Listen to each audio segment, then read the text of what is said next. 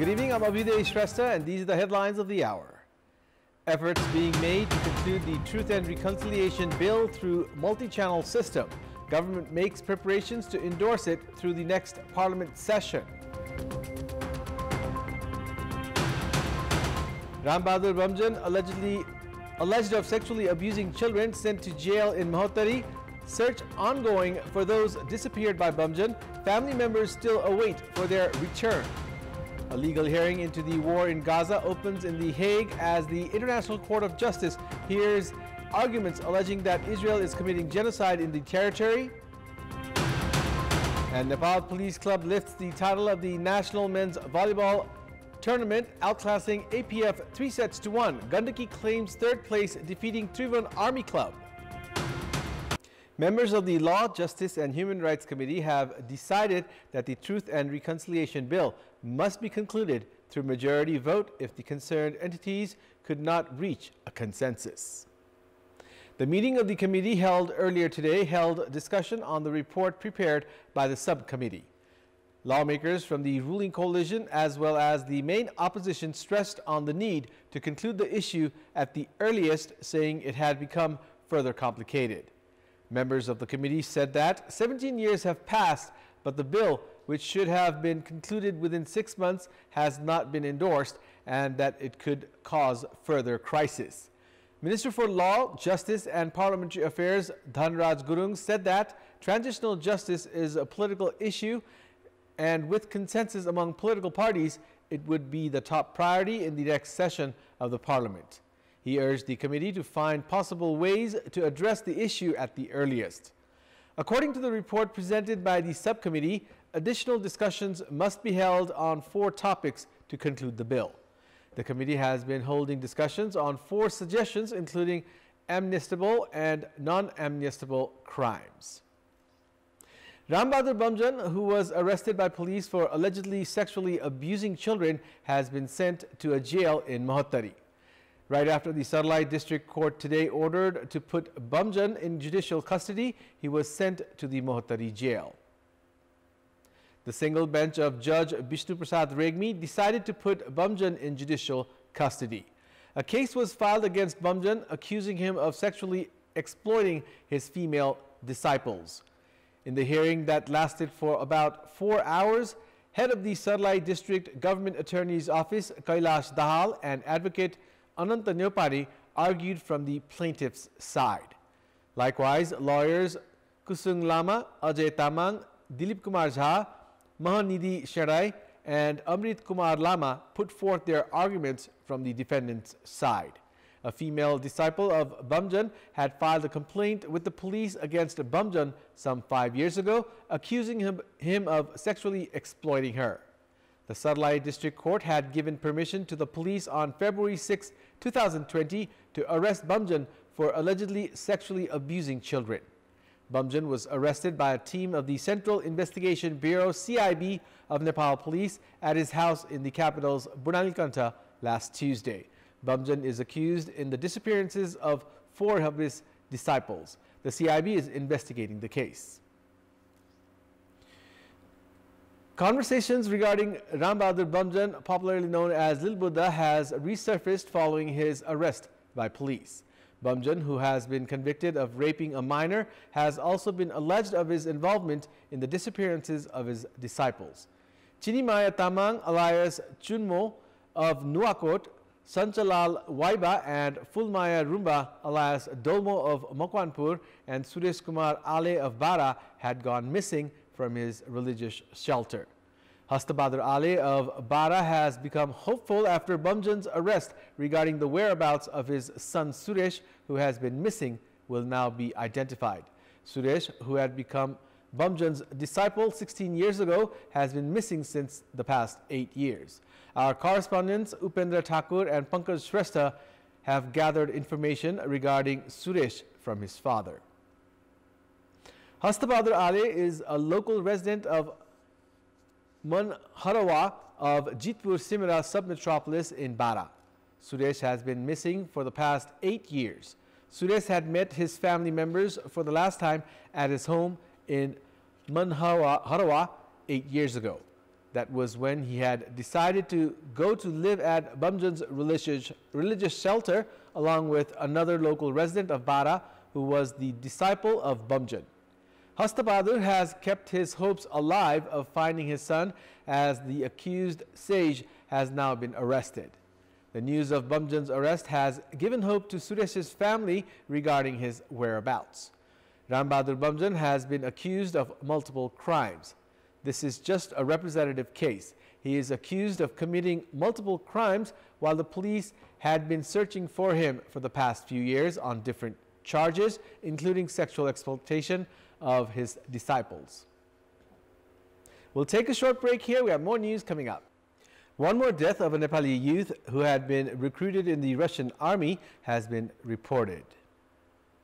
Deputy Mayor of Bhutan Municipality, Devendra Verma, said that the death of Sonu Sunar of Kantipur of Bhutan 4, who had joined the Russian military, has been reported. Sunar, who had gone to Qatar seeking foreign employment, had reached Russia from there a few months ago to join the Russian army. Another local resident, Kageshwar Thapa, said that although Sunar had died in Russia's war with Ukraine 2 weeks ago, the news was given to his family only yesterday. Thapa said that another Nepali youth who has been injured while fighting for the Russian army gave the news of Sunar's death. In our Public Voice segment today, we have asked people in several provinces what the government must do in order to increase development expenditure. Let's take a look at what they had to say.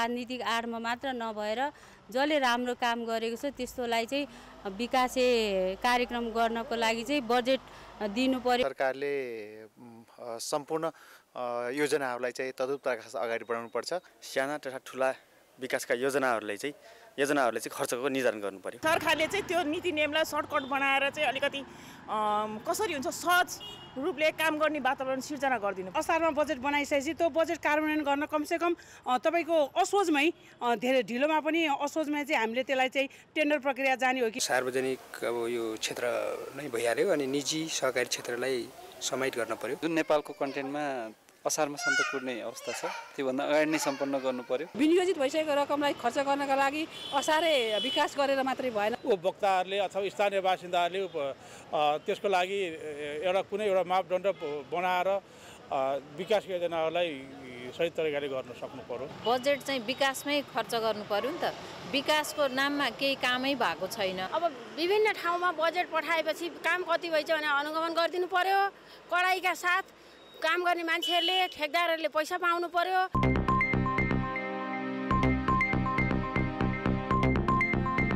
It's time now for our segment Public Pulse, where you text us with your opinion.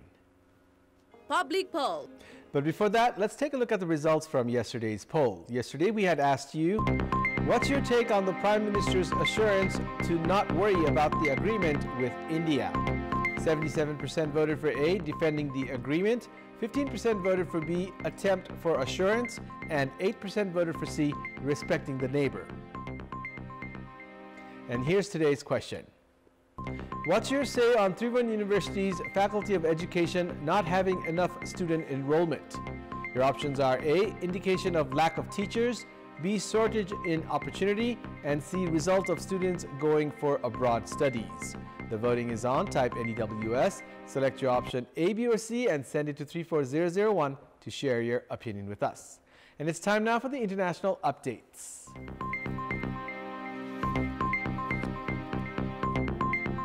South Africa accused Israel today of subjecting Palestinians to genocidal acts at the opening of hearings at the top United Nations court on a case brought against the devastating Israeli military campaign in Gaza. The hearings at the International Court of Justice, also known as the World Court, South Africa demanded an emergency suspension of Israel's aerial and ground offensive in the Palestinian enclave, which it said was aimed at bringing about the destruction of the population of Gaza. Advocate of the High Court of South Africa, Tembeka Nkukai Toby, told the court Israel has a genocidal intent against the Palestinians in Gaza, as it is evident from the way in which the military attack is being conducted. Israel has rejected the accusations of genocide as baseless and accused Pretoria of playing advocate of the devil for Hamas, the Palestinian Islamist militant group Israel is waging war against in Gaza. The 1948 Genocide Convention defines genocide as acts committed with intent to destroy, in whole or in part, a national, ethnical, racial, or religious group. South Africa points to Israel's sustained bombing campaign that has killed over 23,000 people in the small, densely populated Gaza Strip, according to health authorities in the Hamas-run territory. Israel launched all-out war after a cross-border rampage on 7th of October by Hamas militants, in which Israeli officials said 1,200 people were killed and 240 taken hostage back to Gaza. The International Court of Justice is hearing South Africa's arguments today and Israel's response to the allegations tomorrow. It is expected to rule on possible emergency measures later this month. The court will not rule at that time on the genocide allegations. Those proceedings could take years. The International Court of Justice's decisions are final and without appeal, but the court has no way to enforce them. Tremors were felt in parts of North India this afternoon after a 6.4 magnitude earthquake shook parts of Afghanistan and Pakistan. According to India's National Center for Seismology, the epicenter for the quake was 241 kilometers northeast of Kabul in the Hindu Kush mountain range of Afghanistan. It was the third major earthquake to strike Afghanistan in 3 months. Meanwhile, tremors were felt in Pakistan's capital Islamabad and in the major cities of Lahore, Peshawar, and Muzaffarabad as well. According to authorities, no damage to property has been reported so far. A state of emergency has been declared in Papua New Guinea's capital after at least 15 people were killed in rioting. More than 1,000 troops are on standby to step in whenever necessary.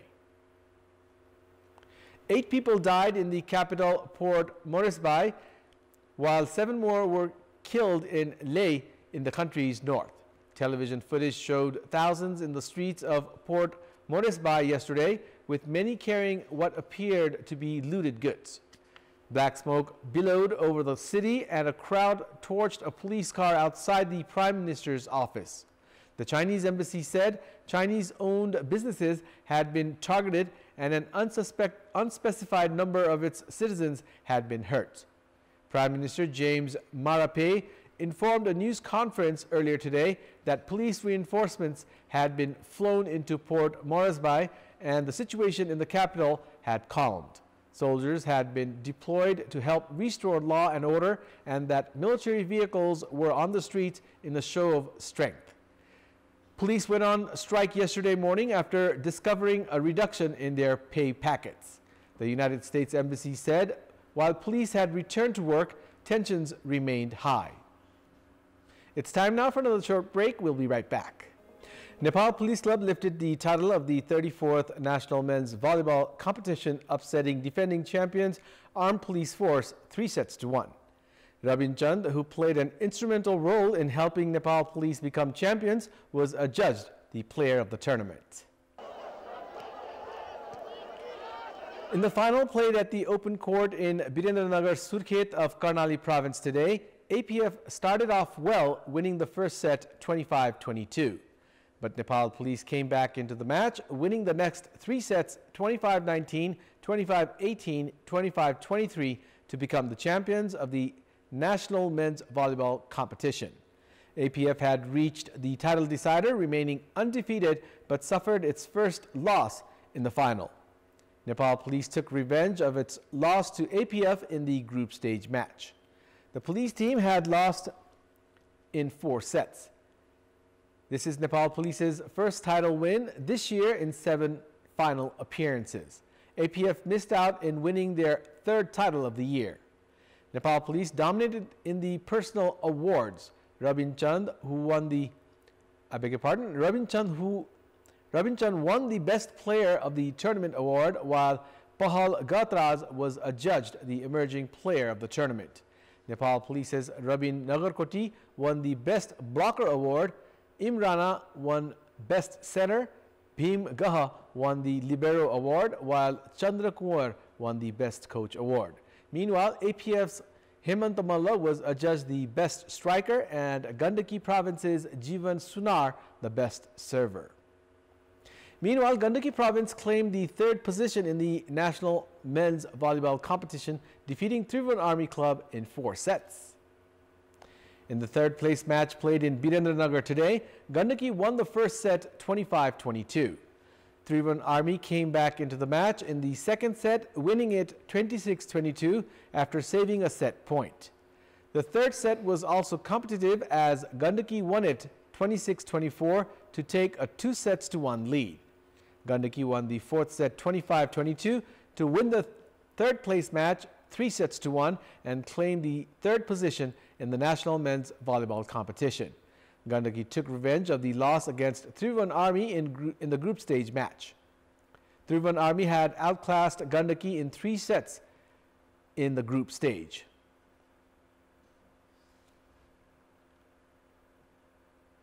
Cricketer Sandeep Lamichhane, who was sentenced to 8 years in prison yesterday by the Kathmandu District Court for rape, has been suspended by the Cricket Association of Nepal, CAN. Issuing a statement today, CAN informed that Lamichhane has been barred from all domestic and international cricket activities. In the statement, CAN said that Lamichhane was suspended following the Kathmandu District Court convicting him for rape. The single bench of Kathmandu District Court Judge Shishiraj Dhakal on 29th of December last month had convicted Lamichhane for rape. Judge Dhakal's single bench yesterday slapped Lamichhane an 8-year jail term and 300,000 rupees in fines and 200,000 rupees in compensation to the victim. Before wrapping up, here's a look at the top stories once again. That's all for the moment. Thank you for watching. Good night.